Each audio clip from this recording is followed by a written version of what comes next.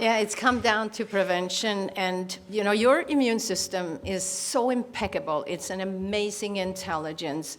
It takes only 3 days for your immune system to figure out what to do with the infection, and it will make the antibody within 3 days. So how do we work it? Yes, I think fasting while we're waiting for the antibody, on juices. And I'm a garlic queen, and garlic, good enough, it actually only kills bad bacteria. It does not kill anything good, except your friends. That's right. So it's okay. So the trick that we do for people to be able to eat more garlic is that we take flax seeds. Let's say you take 2 tablespoons of flaxseed in a big glass of water, let it sit overnight, stir a few times, stir it when you drink it. And because flax seeds are mucilus, they actually will protect your whole gastrointestinal tube so you don't burn. And then we chop apple in slices and garlic in slices, and we eat it like a sandwich. And we eat many. I mean, if you can get 2, 3, 4 cloves 3 times a day. And by that time, now for 3 days, you have antibodies. They're going to war. And by the 4th or 5th day, you usually are up and around. So, but that's when I've worked on prevention, that I already have built up my immune system so that even when this new infection comes. By the way, as we're flying over here, this lady come here with a mouth protection. She sits down and she says, I was just at the fish market in China. I'm like, okay. Imagine that. Yes, that's exactly what she said. I know. So, you know. We love people until then. Yes. Well, so fear is a big part. And, you know, when we get sick, we get fear. We get afraid because it is, and every child knows this. Every child, it's like brand new in their mind.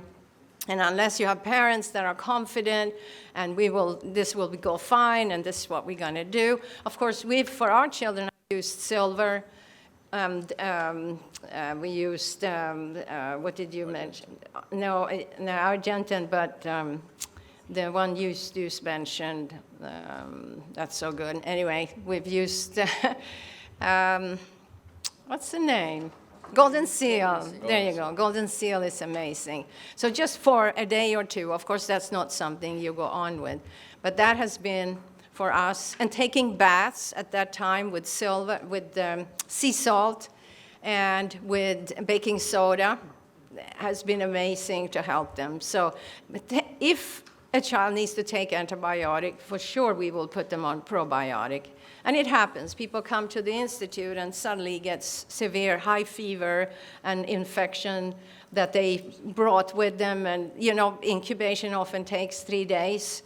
So they probably caught something on the way, and then by the time they get to us, and sometimes we have to do antibiotic. So, and, you know, most people don't use antibiotics so often. But some people, like you said, if they use it very often, that is the steroids. Now you see blood sugar and liver. You see all kinds of problems. So let's prevent. That's what we do.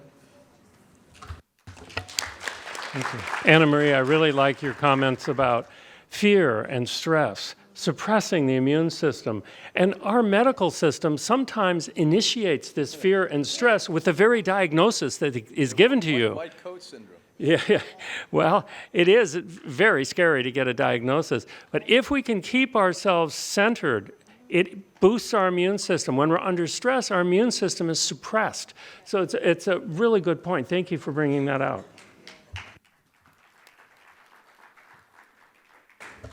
When you're dealing with seriously ill people, what you mentioned earlier, standardization is incredibly important. So sometimes we're taking people after 2 years of chemotherapy and radiation, and they're devastated, and their immune system's non-existent. So many years ago, maybe 30 years ago, 35, we started to use specific standardized silvers IVs. And we found out over the years it's the most effective thing I've ever seen work for Lyme's disease.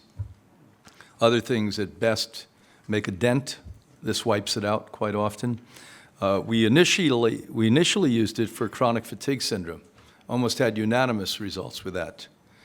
But you've got to watch this. I mean, just like you said, it's true. Some things like golden seal are estrogenic. So I was a master herbalist at one time. I used to train herbalists, and John Christopher taught me. And what was sad is I didn't know that much. And every once in a while I'd have somebody who had breast cancer, and I'm telling them to take golden seal. Not a great idea. So you have to know these things. And so we do use probiotics. We think it's incredibly important to reintroduce good bacteria, everything that's said on a plant-based diet, specifically high raw. And remember, all prebiotics literally are cellulose. And the only prebiotic, which means creates healthy bacteria, come from plants. Putting chicken or eggs or fish or something else in your body, do you think that that is going to create healthy bacteria in your intestine? If I told you to take a chicken and stick it in your kitchen without refrigeration, in 2 or 3 days, what would the kitchen be like? But it doesn't take 2 or 3 days in your intestinal tract. It takes 20, 30, 40 minutes for that to happen. So you're actually putrefying and creating unfriendly bacteria, weakening your immune system, wiping out the potential to create serotonin, which is a major cause. The intestine and the brain are so interrelated like that.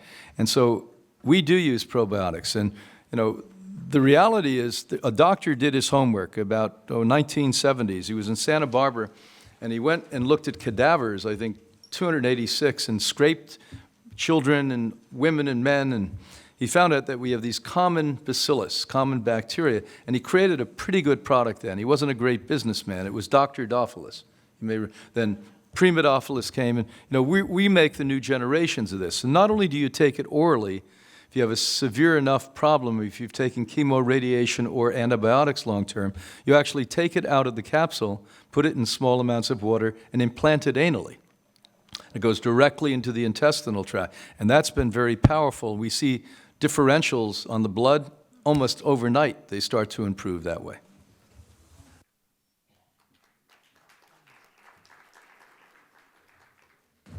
Yeah, so we use probiotics in our practice. You know, when we see patients, most of them have taken tons of antibiotics, you know, Z-Paks and Cipros for weeks or months. Patients also, we see, you know, many cancer patients, so it'd be like 6 months of chemotherapy has, you know, devastated their microbiome. So we do use probiotics, but you have to be aware that, you know, 90% of the probiotics on the market, you know, if you take the product itself and you examine it, it has about 10% what's on the bottle, in the bottle, by the time you take the bottle. So we have to really look at, like, again, this is where, you know, in our clinic and how we specialize, and I'll cover this tomorrow, it's like, how are things, you know, supplements being manufactured? Because there's a lot of good products out there, but, you know, is that being delivered to the majority of the population? And the answer is no. And so there's a little bit of a failure that the patients or the customers want to have these natural products, but there's a failure in terms of the efficacy of what the outcome they want to get.